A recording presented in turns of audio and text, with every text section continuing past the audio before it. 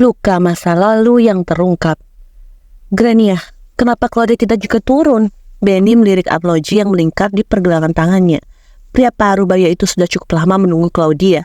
Namun sayangnya Claudia tak kunjung turun. Padahal selama ini Claudia tak pernah berias lama. Yang terkenal lama berias adalah Ella. Sangat berbeda dengan Claudia, jauh lebih sederhana daripada Ella. Grania mendesah panjang.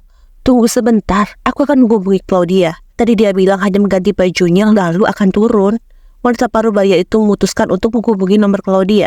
Namun sayangnya Claudia tak menjawab teleponnya. Grania, kenapa? Apa nomor Claudia tidak aktif? Tanya Benny seraya menatap sang istri dengan tatapan lekat. Ponsel Claudia aktif, tapi Claudia tidak menjawab teleponku. Jawab Grania berusaha untuk bersabar. Apa Claudia marah pada kita? Benny mulai khawatir kalau Claudia akan marah padanya dan Grania. Tak menampik, pria parubaya itu merasa bersalah karena baru bisa mengunjungi Claudia sekarang. Grania tersenyum sambil menyentuh bahu Benny sambil berkata lembut, sayang. Tidak mungkin Claudia marah. Tadi suaranya baik-baik saja. Bahkan tadi aku dengar nada bicaranya sangat senang kita datang. Benny terdiam sebentar dan nampak berpikir.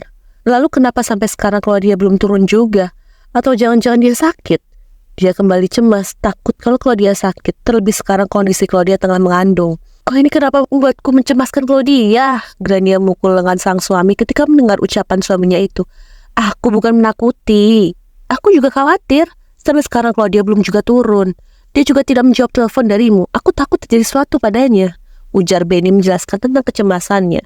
Sekalipun Claudia bukanlah anak kandungnya, namun selama ini Benny sudah sangat menyayangi Claudia seperti anaknya sendiri. Pria parubaya itu tidak membedakan kasih sayang antara Claudia dan Ella. Grania menjadi gelisah. Kalau begitu, kita menyusul ke atas saja. Benny mengangguk setuju, merespon ide dari sang istri. Detik selanjutnya mereka melangkah masuk ke dalam lobi, menuju lift ke lantai paling atas di gedung apartemen. Christian dan Claudia tinggal di penthouse, dan itu artinya terletak di lantai paling atas gedung apartemen. Grania bersama dengan Benny tiba di penthouse Christian. Mereka menekan bel, dan tak lama kemudian, sang pelayan muncul di hadapan mereka. Selamat siang tuan, nyonya, sapa sang pelayan di kala membuka pintu. Siang, apa Claudia di dalam? Tanya Grania seraya menatap sang pelayan. Sang pelayan menjadi bingung. Maaf, bukan karena Claudia sudah menemui Anda. Sekitar 15 menit yang lalu, Nona Claudia sudah pergi dari rumah. Beliau mengatakan kalau akan pergi makan di luar bersama Anda dan tuan.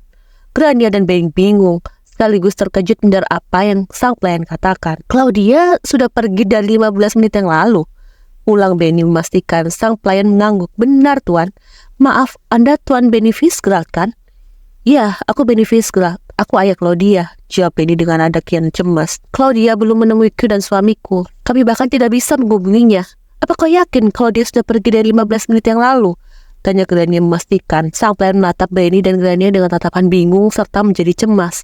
Tuan, nyonya, saya tidak mungkin salah. Tadi saya melihat sendiri Nona Claudia Fitzgerald keluar rumah sejak 15 menit yang lalu. Grania dan Benny sama-sama diam. Mereka saling melapar pandang satu sama lain. Tatapan yang tersirat menunjukkan jelas rasa cemas, panik, dan khawatir yang menggelora dalam diri. Ellen mensapu wine di tangannya, menatap lurus ke depan dengan jutaan hal yang mengusik pikirannya. Sudut bibir pria itu terangkat membentuk seringai licik, seolah tengah memenangkan sebuah pertandingan. Rencana yang sudah aku susun berjalan dengan lancar. Kerja bagus, Loye. Ellen tersenyum samar menatap Loye yang ada di sampingnya. Loye menundukkan kepalanya ke hadapan Ellen. Saya hanya menjalankan apa yang Anda perintahkan, Tuan. Ellen menggerak-gerakkan gelas berkaki tinggi di tangannya.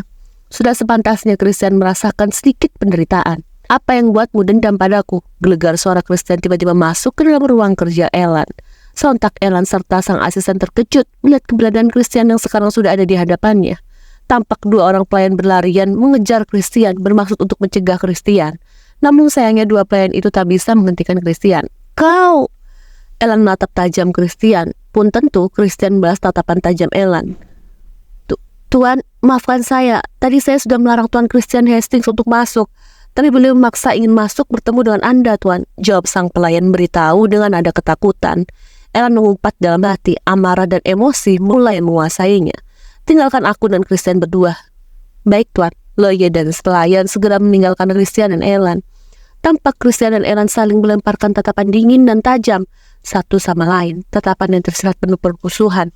Jika tatapan Christian menatap marah Elan, lain halnya dengan Elan yang bukan hanya marah tapi juga benci. Kau memasukkan hasil tes DNA antara ayahku dan Claudia?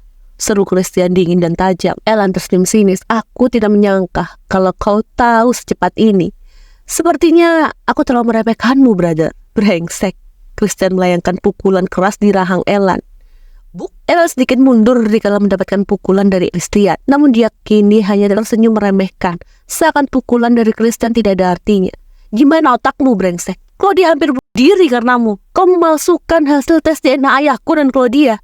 Kau membuat Claudia berpikir aku adalah kakaknya. Apa maksudmu, Elan? Teriak Christian penuh amarah. Christian merasa dihianati dan dipermainkan oleh Elan.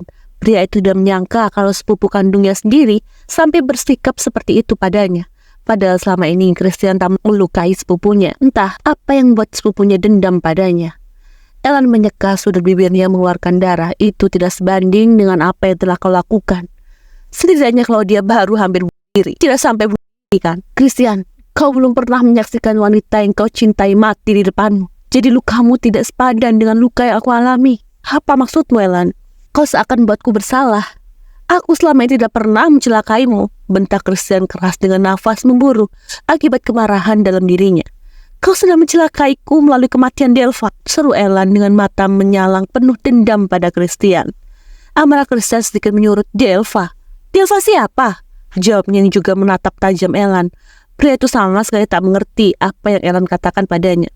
Kau pasti melupakan tentang Delva Clam yang mati karena cinta ditolak olehmu. Elan tertawa perih kala mengatakan itu.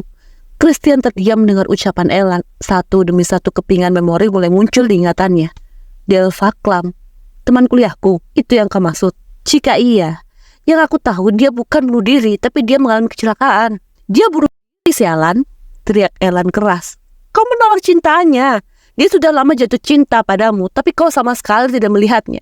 Kau lupa bagaimana caramu menolaknya. Kau tega mengusir dia pergi dari penthouse-mu padahal di luar sedang hujan besar. Christian beku di tempatnya. Ingatannya semakin mengingat kejadian beberapa tahun silam yang nyaris dia lupakan. Jika bukan karena Elan, maka dia tidak akan pernah mengingat apapun. Elan mendekat, menatap penuh kebencian pada Christian. Setelah dia menemuimu, dia menghubungiku menangis karena kau menolak bahkan tega mengusirnya dengan cara yang kasar.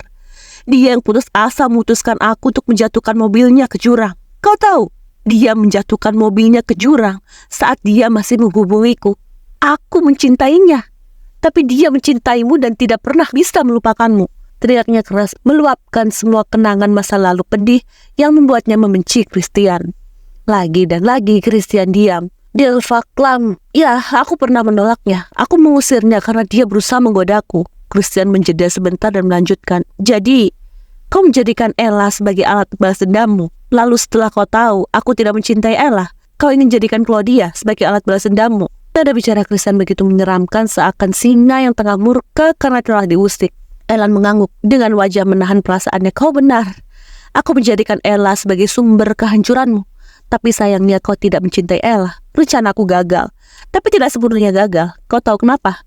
Kau tidak sadar kalau aku sudah menjebakmu dengan adik Ella. Apa kau tahu, Christian? Di malam kau pergi ke klub, aku memberikan obat padamu sampai membuatmu terkecoh dan salah kamar. Aku yang membuatmu meniduri Claudia. Hubunganmu dan Claudia bisa ada karena aku yang menjebak kalian.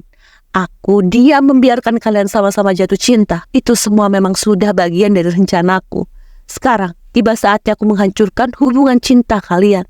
Seringai penuh kebencian terlukis di wajah Elan. Tidak aku sangka kalau aku pernah mengenal iblis sepertimu, Elan Hastings. Seru seorang wanita menginterupsi percakapan Elan dan Christian. Refleks Elan dan Christian sama-sama mengalihkan pandangan mereka pada sumber suara. Ella,